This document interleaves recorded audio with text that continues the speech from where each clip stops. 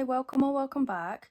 I've hopped on and I've got a slight change to my lineup. So I was originally going to use this for a YouTube and social media content planner, and then I was going to use this as my reading planner, and I've decided that all of my media will now go in here instead. I think I need the extra room because I do like to review my media, write quotes down, anything like that, so I think I just need the extra space. I have gone ahead, made a start, so I used this front page for something else, but I'm going to cover it up.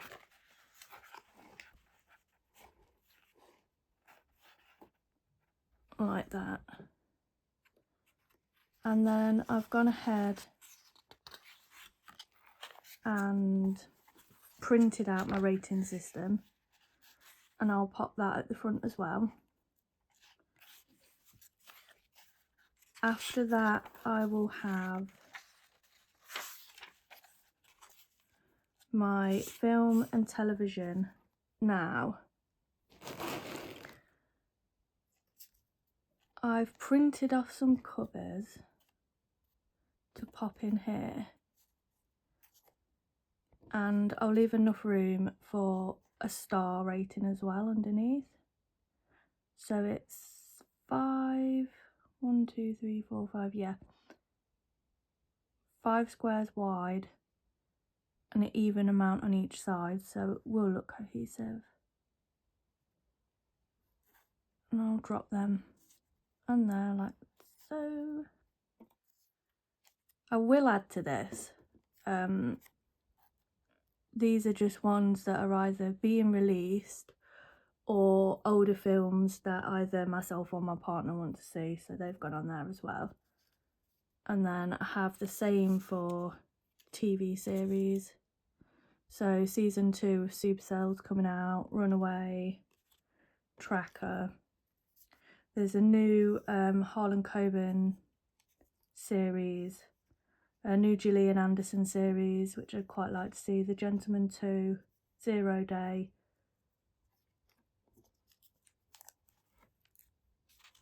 And I noticed that Percy Jackson was also on Disney Plus, so I went ahead and put that on as well. They'll go on there. I'll do those in a moment. Then my 26 reads in 2026. I do have quite a broad genre type, so I've gone for some fiction and non-fiction, and these are mostly books that I own that I want to get through on my bookshelf. We've got some classics, some historical fiction, some thrillers, some horror, lots of different genres. Fantasy. There we go. So they'll go on there, and then I have the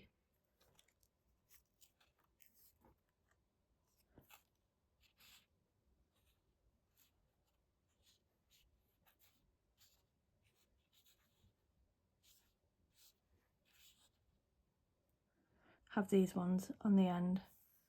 The next pages will be monthly calendars. I've gone and drawn a pencil line for each one. I am going to make some alterations to, there's 2 months that have got parts of like 6 weeks.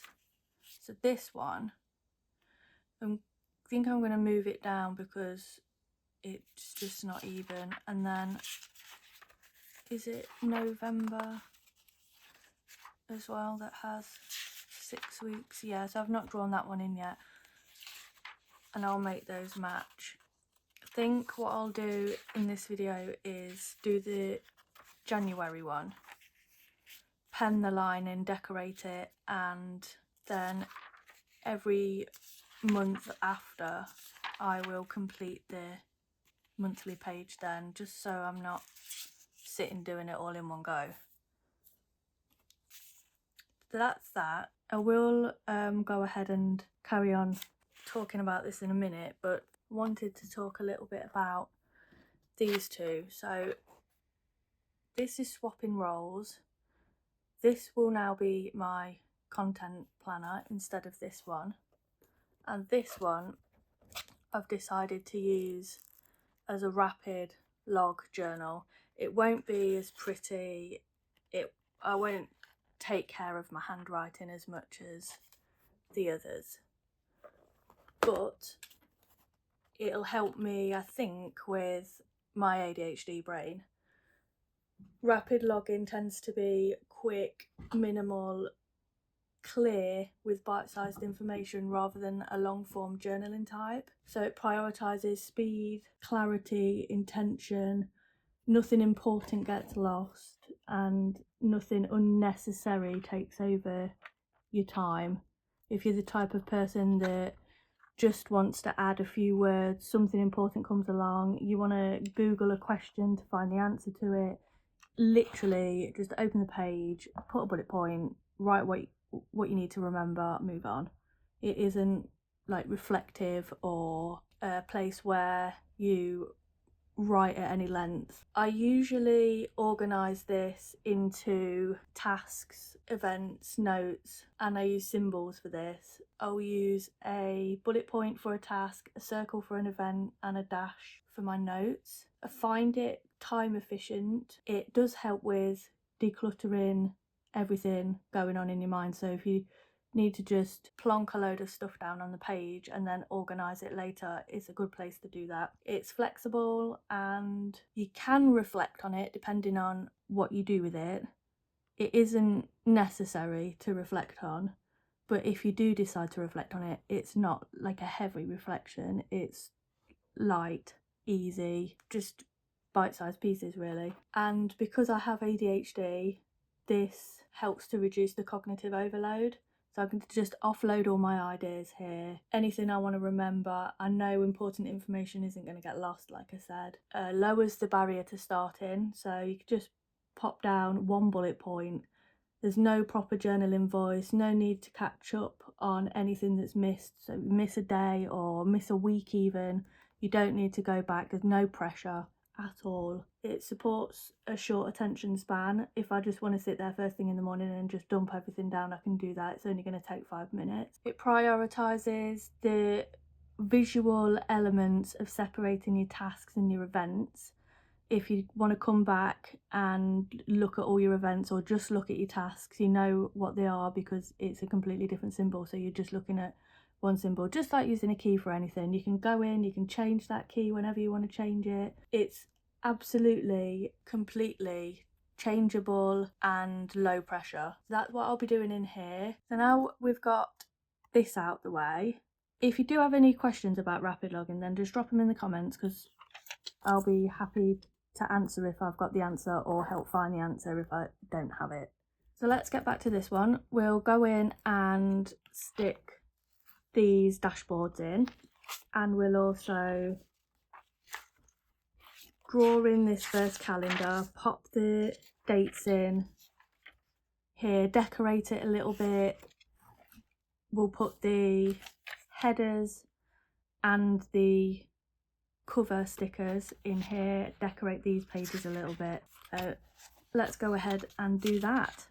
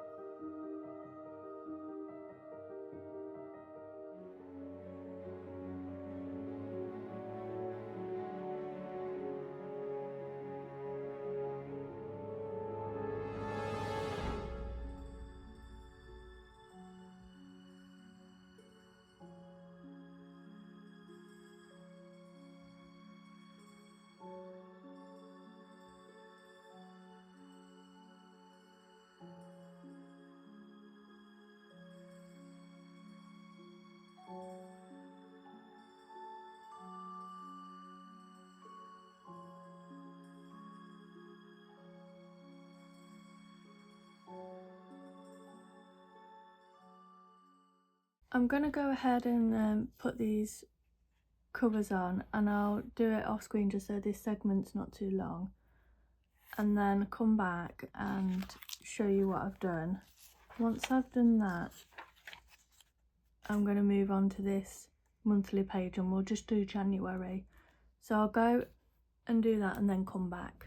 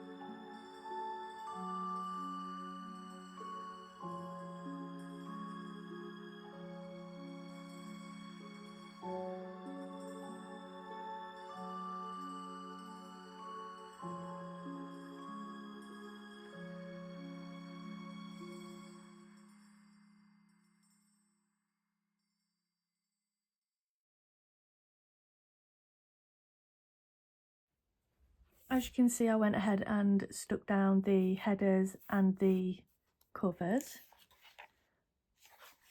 One for the television, film, 26 reads in 2026. And I'll go ahead and just put a bit of decoration on here.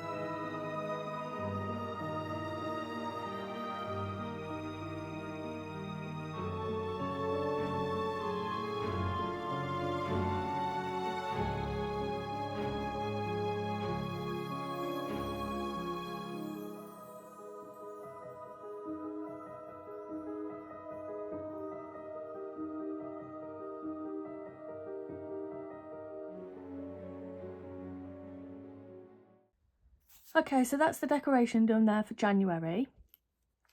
Like I said, I've not gone on and done any of the other months, I've just left those in pencil. I'll come back at the beginning of every month, or maybe like the end of January I'll do February, the end of February I'll do March, etc. I do need to print out a January header for here, but I'll do that later. I'll use the same font as this and I'll just literally write January to fit in there. Here will be my media key, so my numbered and coloured headers and titles for the media that I consume. I'll drop the numbers in these boxes correlating to the days in the month, and then whatever media I consume over the days, I'll just pop in a dot, pop in the title, and then draw a line across the days where I've consumed the media. As you can see, I've dropped in some deco on these pages to match the front parts of this planner. So this is I think it's a pagan artwork I got a while ago, and I've used it for just the base elements of this planner. So I've used it for the dashboard, the rating system. You can go ahead and pause there and give that a read. This side is more for TV shows, series and media consumed in video form, and this side is more for books or anything in written form. You can use this side for fiction and this side for non-fiction as well. So there's that, and then the corresponding decorations just to make it flow a little bit better. And then for January I've used a different artwork, so each month I'll swap out the type of art that I'm using, different colours, different styles, etc. And that's it for this week.